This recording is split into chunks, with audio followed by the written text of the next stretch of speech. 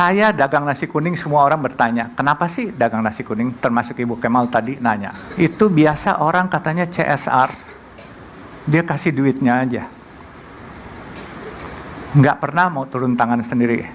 Saya bilang, betul. Saya dulu pertama kali jadi CEO di Citra Marga tahun 2012.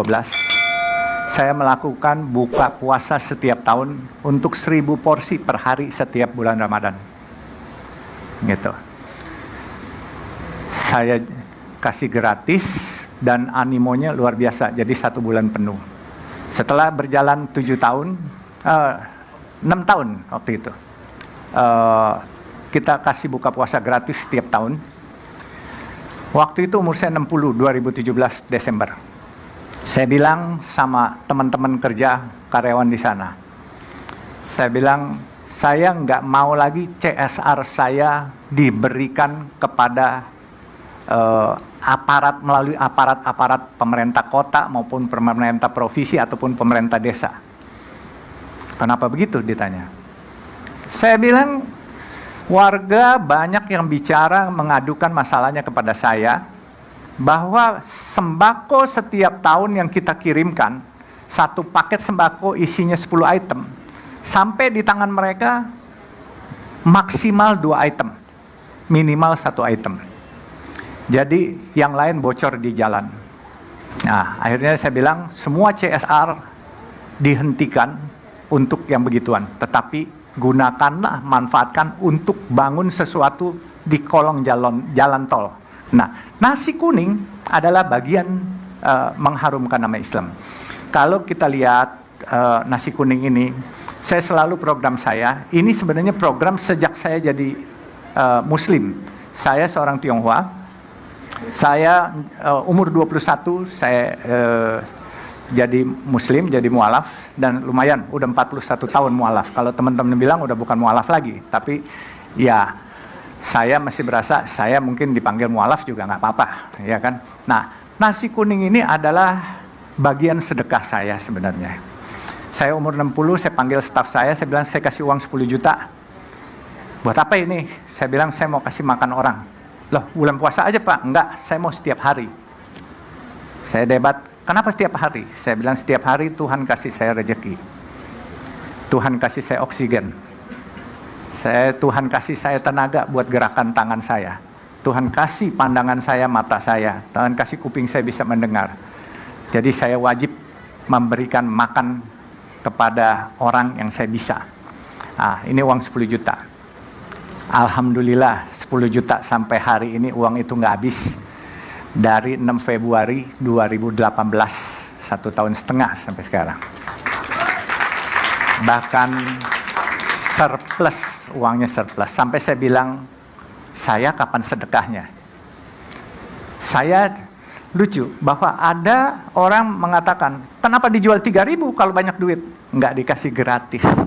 Saya bilang, saya nggak mau memonopoli sedekah. Bukan hanya bisnis yang nggak boleh dimonopoli, tetapi sedekah juga nggak boleh dimonopoli. Maksudnya apa? Kalau saya kasih gratis, berarti sedekahnya saya monopoli. Saya jual 3.000, saya membuat perdagangan nasi kuning ini menjadi ajang sedekah dari kita untuk kita. Contohnya, saya di depan gedung PMI DKI di Keramat Raya nomor 47. Saya sedang melayani nasi kuning. Tukang parkir, makan bayar 3.000.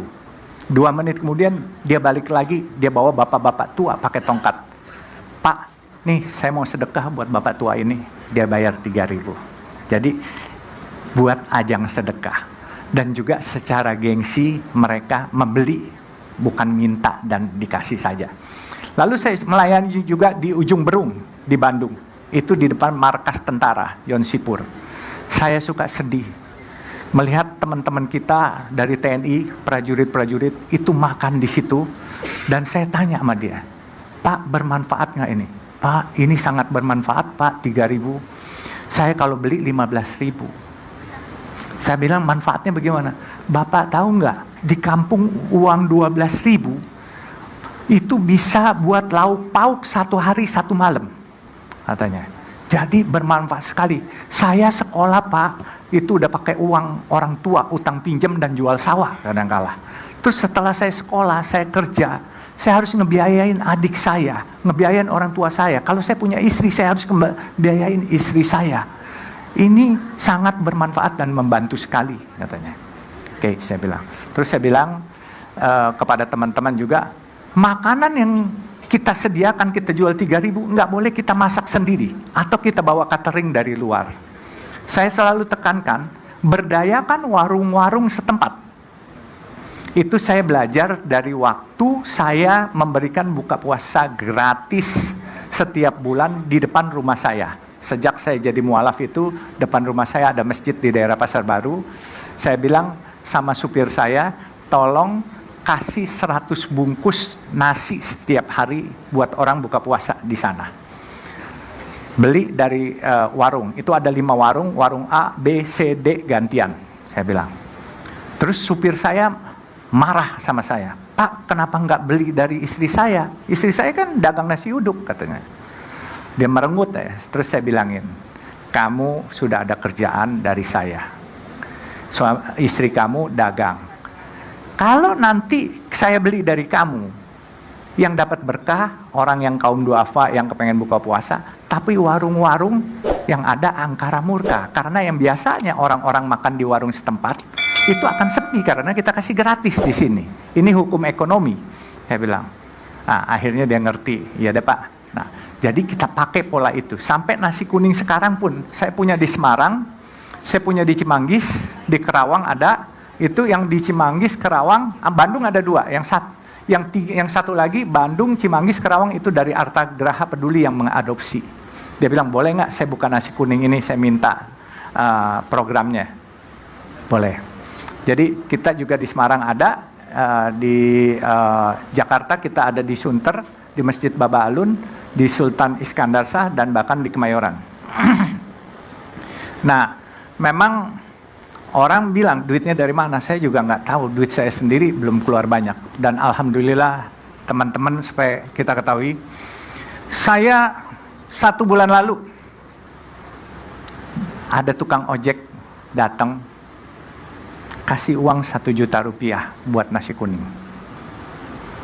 Saya nggak terima, waktu itu saya bukan nggak terima, diterima oleh staf saya lagi nggak ada. Ditanya, kenapa nyumbang ini? Oh, saya pernah waktu nggak punya uang, saya ikut makan di sini. Sekarang saya ada rezeki. Padahal kalau lihat tukang ojeknya, kacamatanya aja pecah-pecah kacanya. Dia harusnya bisa beli kacamatanya, tapi dia mau ikut nyumbang. Oke, saya bilang diterima dan diucapkan terima kasih. Jadi ada saudara-saudara dari teman-teman Nasrani datang makan, naik mobil Mercy. Staf saya sudah sempat seuzon. Orang naik Mercy, makan. Saya bilang jangan marah, nggak apa-apa. Dia bayar 3.000 terima, nggak bayar juga terima. Kenapa begitu? Saya bilang pahala kebaikan dia, kalau dia nggak bayar, dia bayar 3.000, itu buat kita, nggak ada masalah kok.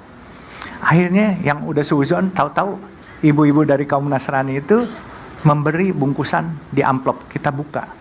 50 ribuan 1 gepok. Saya panggil, ibu maaf, ini duit ibu kebanyakan. Kenapa? Dia nanya saya, yang membuat saya terenyuh. Karena saya Nasrani, nggak boleh ya? Oh bukan begitu, saya cuma bilang ini uang ibu kebanyakan. Nggak punya agama apapun juga boleh bu makan di sini. Mau nyumbang juga boleh, nggak nyumbang juga boleh, saya bilang gitu.